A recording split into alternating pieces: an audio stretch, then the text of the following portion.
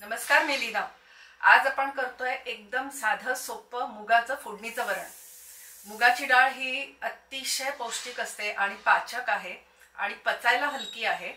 म्हणजे आजारी माणसांना जास्त करून मुगाच्या डाळीचं वरण देतात किंवा मुगाच्या डाळीचं सूप किंवा मुगाच्या डाळीचं वरचं जे पाणी असतं ते देतात।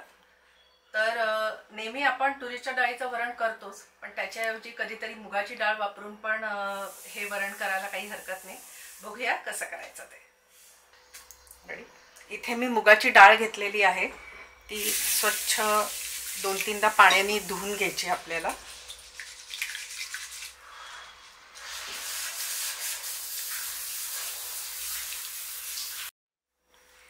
आपण मुगाची डाळ स्वच्छ धुवून घेतलेली आहे, 2-3दा मी पाण्यातनं काढली आणि आता हे आपण कुकरला लावूया आणि 3 शिट्ट्यामध्ये मुगाची डाळ होते।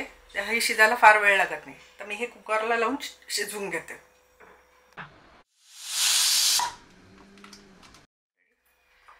मुगाची डाळ शिजलेली आहे, थोडीशी मी घोटून घेते ती।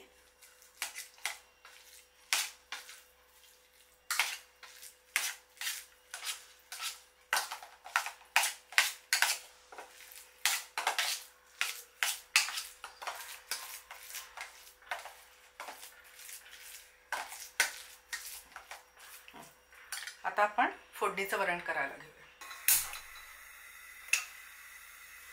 आज मी फोडणीसाठी साजूक तूप वापरणार आहे, तुम्ही तेल वापरलं तरी चालेल।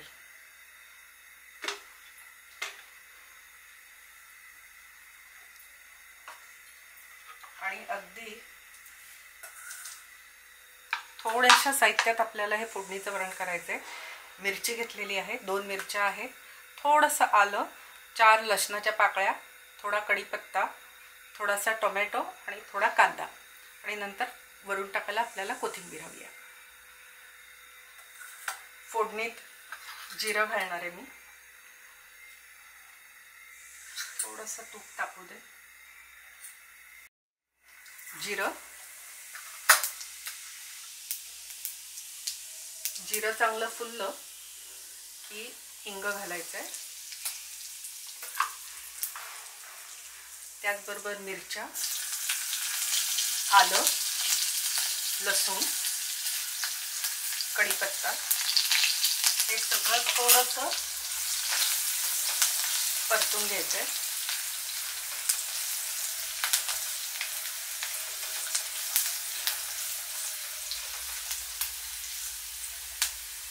आणि याच्यातच आता आपल्याला कांदा आणि टोमॅटो घालायचा।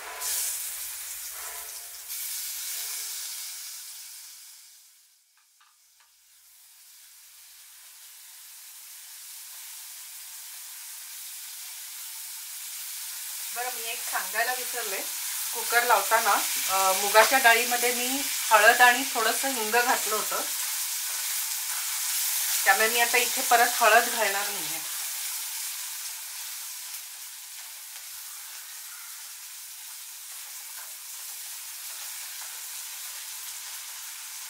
कांदा टोमॅटो थोडासा शिजला पाहिजे, इतपतच आपल्याला हे हवंय। आपल्याला कांदा आणि टोमॅटो खूप शिजवायचा नाहीये, म्हणजे त्याचा गाळ होता कामा नये। थोडंसं शिजला की आता त्याच्यामध्ये आता ही मी शिजलेली मुगाची डाळ घालणार आहे।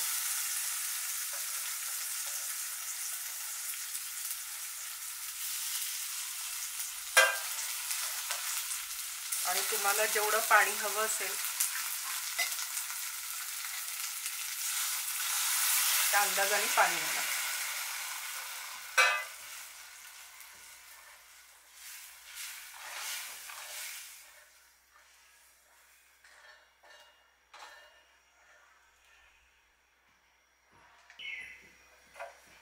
चवीनुसार मीठ घालायचंय,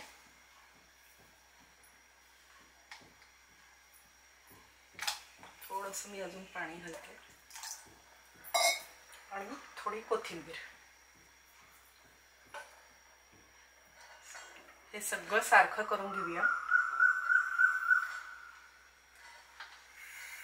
आणि आता याला एक छानपैकी आपल्याला उकळी आणायची।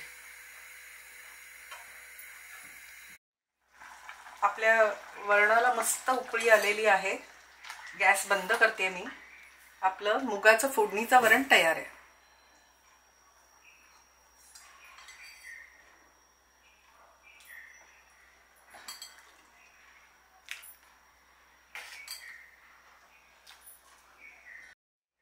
आपलं मस्त पटकन होणारं मुगाचं फोडणीचं वरण तयार आहे. नक्की ट्राय करा. ही रेसिपी खूप सोपी आहे आणि तुरीच्या वरणाऐवजी एक वेगळा पर्याय म्हणून हा तुम्ही शोधू शकता.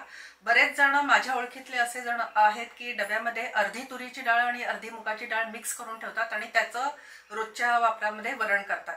तसंही तुम्ही करू शकता. तर मंडळी, आजची ही रेसिपी तुम्हाला आवडली असेल तर लीना सुगरण कट्ट्याला लाईक, शेअर आणि सबस्क्राईब नक्की करा. आणि अशा छान छान रेसिपी बघायला आणि मला भेटायला उद्या नक्की या. तोपर्यंत बाय.